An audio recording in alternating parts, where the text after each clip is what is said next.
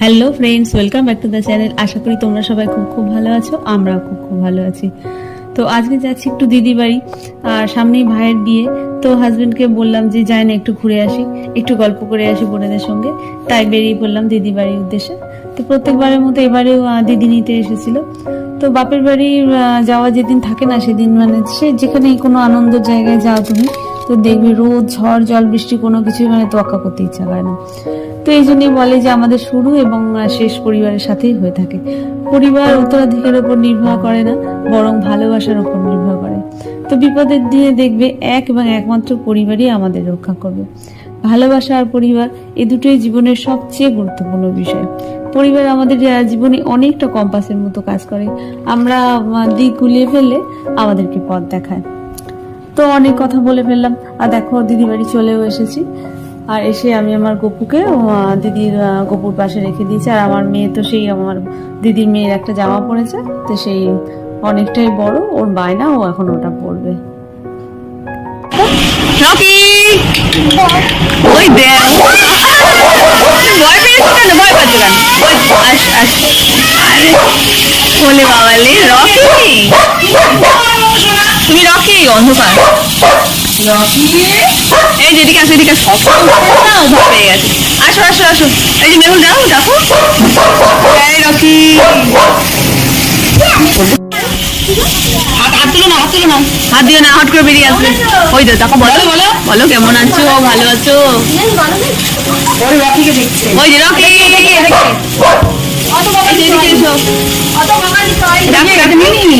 মিমি তো তুই কি জানি রাখলে তো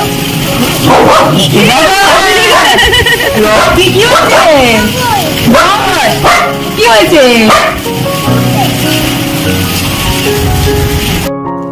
তারপরে দেখো স্নান টান সেরে তো অল্প কিছু জলখাবার খেয়ে এখন দিদির সঙ্গে পাল্লা দিচ্ছে। তো তো আগাগোড়ায় জানো তো যে মানে দিদি যা করবে ওকেও তাই করতে হবে। দিদি ফোন দিয়ে লিখছে, তো ওকেও ফোন নিয়ে লিখতে হবে।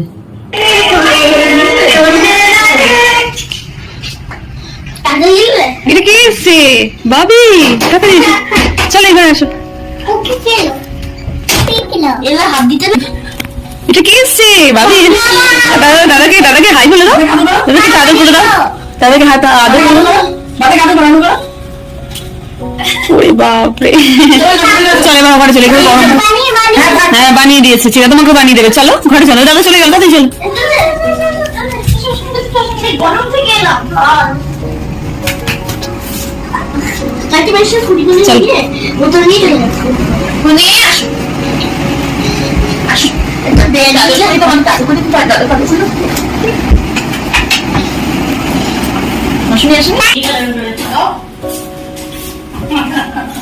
কখন থেকে বলছি আসবি আস। তারপর দেখো তিন বোন মিলে মানে একসঙ্গে থাকলে যা হয়, গল্প করতে করতে অনেকটা বেলা হয়ে গেছে, 2:30 মতো বেজে গেছে। তারপর তো দিদি আমাদের নিতে গেছিল, নিতে এসে বাড়ি এসে রান্না করলো। তো রান্না করছে ডাঁটার তরকারি, পাবদা মাছের ঝাল, আর বাচ্চাদের জন্য রুই মাছের ঝোল। তো অনেকদিন পর দিদির হাতে রান্না খাবো। দিদি মাছ পাবদা মাছের ঝালটা খুব ভালো করে।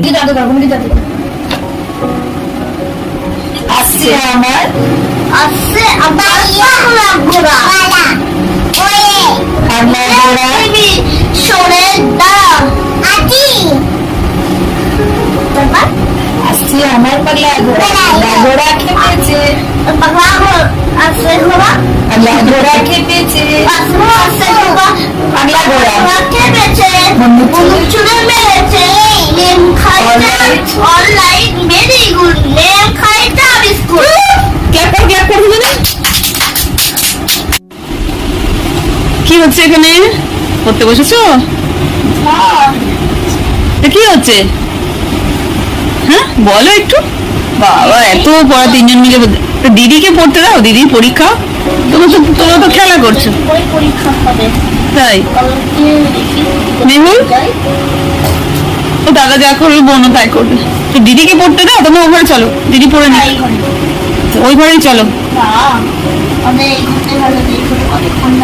তাই কোথায় ঠান্ডা? ওই ঘরেই ঠান্ডা আছে, চলো। কেউ যাবে না তাহলে, এখানেই পড়বে? ঠিক আছে পড়ো। আর যেহেতু কালকে সকালে বাড়ি চলে যাব, তো ওই জন্য মাইমা রাত্রিবেলা খাওয়ার অ্যারেঞ্জমেন্ট করেছিল, বলে এখানেই খাওয়া দাওয়া করিস। আর আমার মেয়েকে দেখো একটু বকা দিয়েছি বলে মানে খুব জ্বালাতন করছিল, তো তেজ করে এখন সোফা এক কোণে বসে সোফা কভার তুলছে।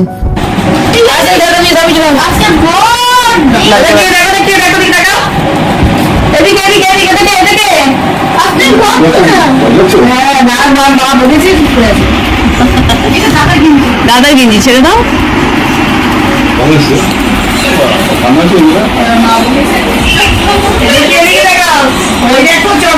ওই যে তখন বকেছে না, তেজ দেখাচ্ছে, এবেলায় দেখছি। তো অনেকদিন পর আবার মামির হাতে খাবার খাবো। বেশিরভাগ রান্না আমরা দুই বোন মামির কাছ থেকে শিখেছি। তো ফ্রাইড রাইস বলো, চিলি চিকেন বলো, পোলাও বলো, তো অনেক চেষ্টা করি মামির মতো বাড়িতে রান্না করার চেষ্টা করি, কিন্তু সেই স্বাদ আর হয় না। আর স্বাদ কি বলবো, সেই গন্ধটাও আর পায় না। তো মামির রান্নার একটা আলাদা গন্ধ থাকে। আর এই যে রান্না বান্না খাবার খেয়ে পরিবারের সঙ্গে সময় কাটানোটাই হলো সবচেয়ে শান্তির। আর আমরা দেখবে সব শেষে কিন্তু বাড়ি ফিরতে চাই, কারণ সত্যিকারের সুখ একমাত্র পরিবারের মধ্যেই আছে। পরিবার শুধু গুরুত্বপূর্ণ নয়, পরিবার সব কিছু। পরিবারের সঙ্গে কাটানোর সময়টা সারা জীবন আমাদের মনের মধ্যে গেঁথে থাকে।